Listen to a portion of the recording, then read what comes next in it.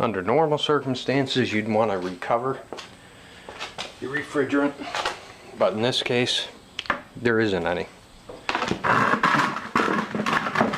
And now I did not cut the lines. This is how I recovered it, or how I took the unit out of the window. And you can see here, coils are loose, capillary tubes corroded. So I'm going to commence disassembling. And the first thing I'm going to do is start severing these lines. I can speed this part up here. There's a lot of copper in these old units. If you look on the bright side, half the screws that I would have to remove to scrap this don't exist. I don't even know how this stayed in the window. This front part literally looked like it was just going to go bon voyage. Okay, everybody, to play along, you're going to need some box wrenches, 1/4-inch socket set. These are optional. Cheap Chinese box wrenches. Yeah, you remember that one? Small but useful hammer, so you can hit stuff, and a small screwdriver. But anyway, first we're going to open our box and spill our tools. And these should be 1/4-inch. Yep, that they are. Looks like I may have to use my Craftsman warranty. Thank you, neighbor, for cutting your grass right now.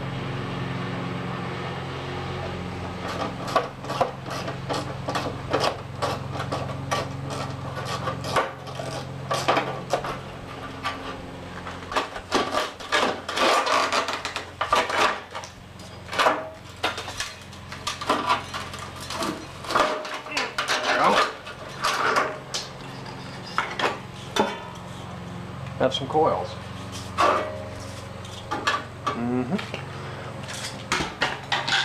By the way, you don't want to throw delicate parts. Woo. I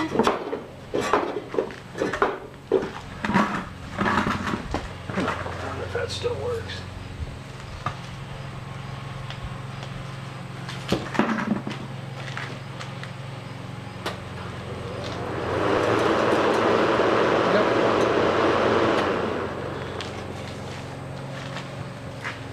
Don't stick your fingers in there. Anyway, I'm going to commence disassembly and get back with you, because I'm sure you get the idea. That's just kind of a repeat. Remove screws and embrace Mother Nature's rust. This episode of Tear That Thing Apart is brought to you by Liquid Wrench and an antique bottle. They're close to it. But we're going to spray some on the shaft and the set screw, because as much oil is soaked into this thing, I want to see this blade will actually come off and make a pretty good frisbee, if you ask me. By the way, good lubricant. Okay, one thing I forgot to mention, if you're going to do this, you might want to call your friend Alan and see if you can borrow his wrenches. It's supposed to be a joke.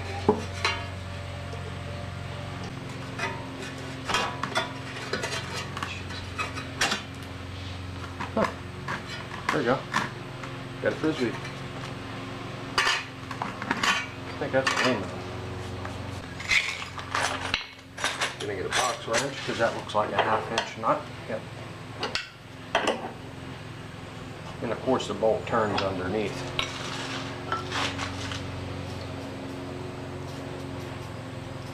There's no other way to work.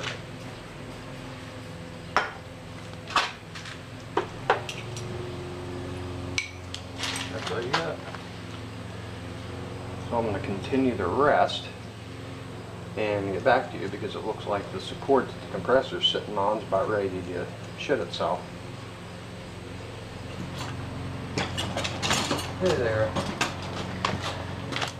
Anyway, I've gone ahead and unbolted a few more things and figured I'd show you the inside of the control panel here, which, to be honest, isn't much. But before you open this up, make sure your capacitor over there is discharged. There's one big capacitor. But basically, what I'm going to do now is I'm going to start cutting wires. I'm going to save the power cord, of course. That's going to be a extension cord. There's the thermostat. This one, oh, I don't even have to cut them. Yeah, I do. That goes to the compressor. So does that. These two big wires, compressor leads. Here we got just a little close-up of the evaporator coil, and again, a very delicate item. I'm trying to figure out. I don't know if those are copper the whole way through there or just on the ends of it. But anyway, you got to be careful not to damage this. Well, everybody, it's done. It's apart. The steel's in the steel pile.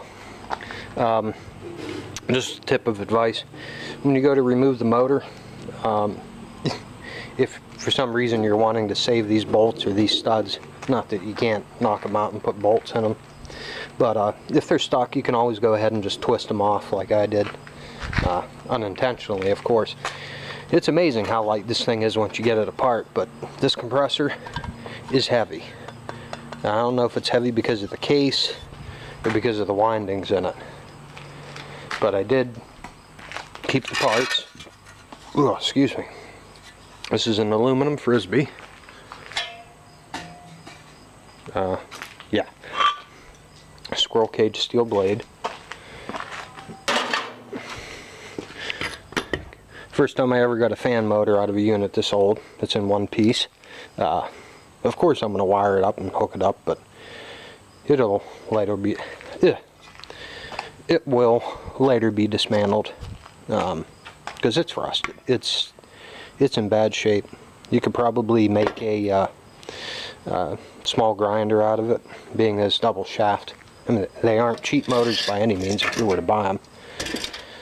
But this here, you're looking at the evaporator coil.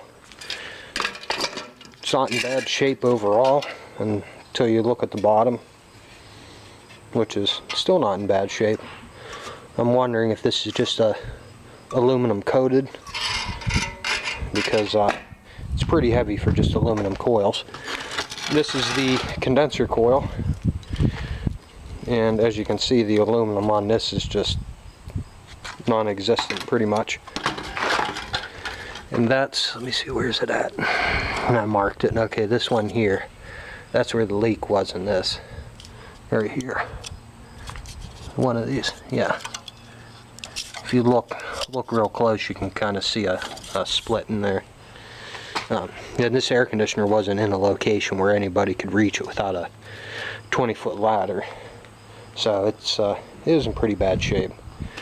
I just got to break off the steel on the side of this and knock the aluminum off, and it looks like I got a good amount of copper on here. As for the controls, nothing much to them. Just a multi-function switch off, fan only on high, heating on high and cool on high, and a thermostat. Again, not much to this. Isn't even a temperature probe on it.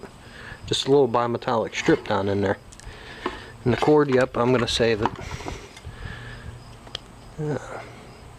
It's got a little bit of a nick there, but I haven't found an air conditioning cord yet. And the plug's still good. Right angled. Makes a good extension cord.